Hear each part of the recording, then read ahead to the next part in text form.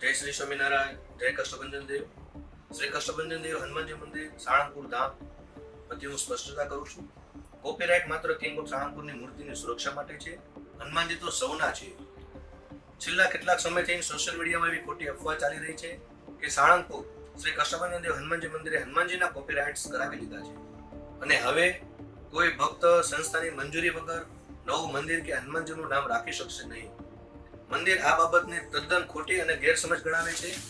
વાસ્તવિકતા અને કાયદાકીય પગલાંનું આ કારણ છે.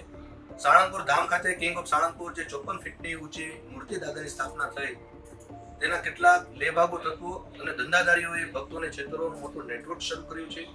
નકલી પ્રસાદ અને સાહિત્યની અંદર પણ સાળંગપુર ધામના નામે નકલી મૂર્તિઓ, સુવર્ણ વાઘાના ફોટાઓ, માળા અને દોરા તિલકનું ગેરકાયદેસર વેચાણ શરૂ કરાયું છે અને ઓનલાઈનમાં પણ ખૂબ મોટા પાયે છેતરપિંડીઓ ચાલુ રહી છે. સાળંગપુર ધામની નકલી વેબસાઇટ અને સોશિયલ મીડિયાના પેજ બનાવી થોડા ભક્તો પાસેથી નકલી રૂમ બુકિંગ, દાન અને સેવાના નામે કરોડો રૂપિયા પડાવવામાં આવી રહ્યા છે. ત્યારે ઘણા ભક્તો ચીનથી નકલી મૂર્તિઓ બનાવી આસ્થા સાથે ખિલવાડ કરીને છેક ચીનથી નકલી મૂર્તિઓ બનાવવાના ઓર્ડર અપાયા, જેમાં પવિત્રતાનો કોઈ અંશ નહોતો. નકલી ટ્રેડમાર્ક એક વ્યક્તિએ તો સાળંગપુર ધામના નામે જ વર્લ્ડ ટ્રેડમાર્ક મેળવવાના કાનૂની અરજી કરી દીધી હતી. તેના માટે શ્રી કષ્ટભંજન દેવ હનુમાનજી મંદિર વતી આ સનાતન સ્પષ્ટતા કરી રહ્યો છું.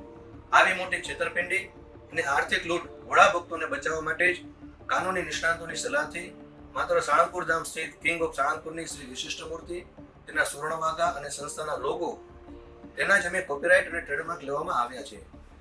અંજની પુત્ર હનુમાનજીના નહીં, ભગવાન હનુમાનજીના નામ, જાપ, પૂજા, અર્ચન, ભક્તિ કે નવું મંદિર સ્થાપવા માટે સંસ્થાને કોઈ જ વાંધો કે વિરોધ નથી.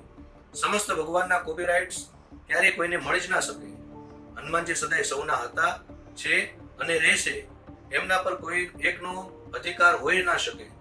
જેમને પણ આ બાબતે શંકા હોય તેઓને હવે આ સાચી હકીકત સમજાઈ ગઈ હશે અને સર્વે સંતો, મહંતો, બ્રહ્મ સમાજ અને કોટી કોટી ભક્તો આ સત્યને સ્વીકારીને ગેરસમજને દરગુજર કરે તેવી નમ્ર પ્રાર્થના અને કરોડો ભક્તોને આસ્થારૂપ ધર્મસ્થાનને કેન્દ્રમાં રાખીને કોઈ પણ પ્રકારનું રાજકારણ ન થાય એ આપણા સનાતનની એકતા માટે ખૂબ જરૂરી છે. અસ્તુ. જય શ્રી સ્વામિનારાયણ, જય કષ્ટભંજન દેવ.